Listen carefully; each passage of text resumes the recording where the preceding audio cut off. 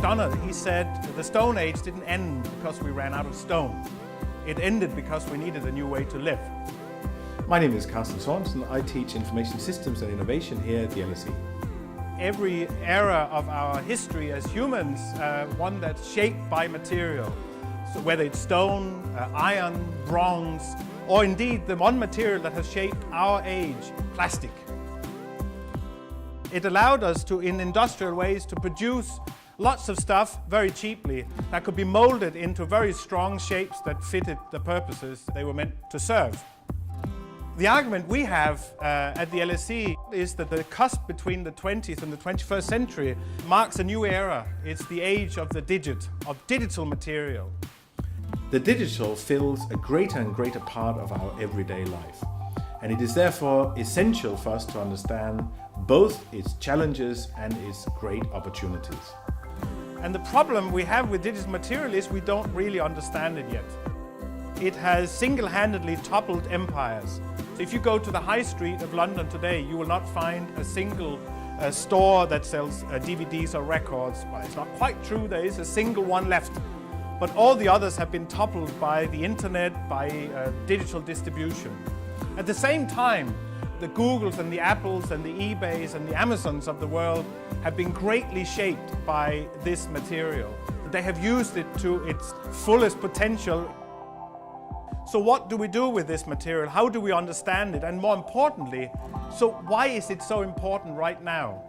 So in order for us to try and understand what is happening now and what might happen in the future, it might be helpful to compare it with the past. But if we take my shoes as an example of a product that is very much out of the thinking of the 20th century, then the shoemaker gave me the shoes through a retail outlet, and the shoes and I then spend the rest of our life together working out what should give in. And of course, mostly the shoes give in, otherwise I return the shoes. But over a long period of time, all the shoes I have worn will shape my feet. So this interactive relationship between a product and my body is one that's very much of the 20th century. The 21st century is one where services will, in a higher degree, replace goods. And the services, they have the particular characteristic that the one offering them constantly is in control of that service. This means that it becomes much more complicated. It becomes a much more socio-technical affair to work out how to make shoes that fit when these shoes are constantly have to be updated. And the way this is done is through what's called automated self-service. When you have a smartphone, it allows you in an automated way for you to self-service how that phone is adapting to your life and how you adapt your life to the phone. And of course it is a two-way street.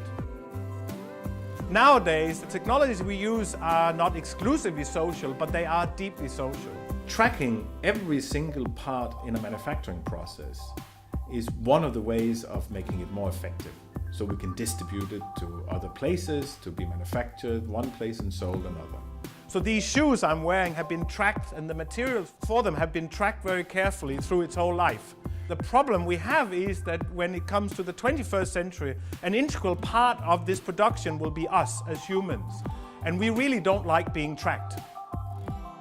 But if we look at how digital materiality can be shaped to fit our needs, it's a journey we have literally only just begun. Here at the LSE, we are looking for the next generation of young thinkers to help us think through the challenges and opportunities of digital innovation. We have still not really got a grasp of it. So the next 50 years will be filled with challenges of this nature. The younger generations are the ones who's going to lead the way.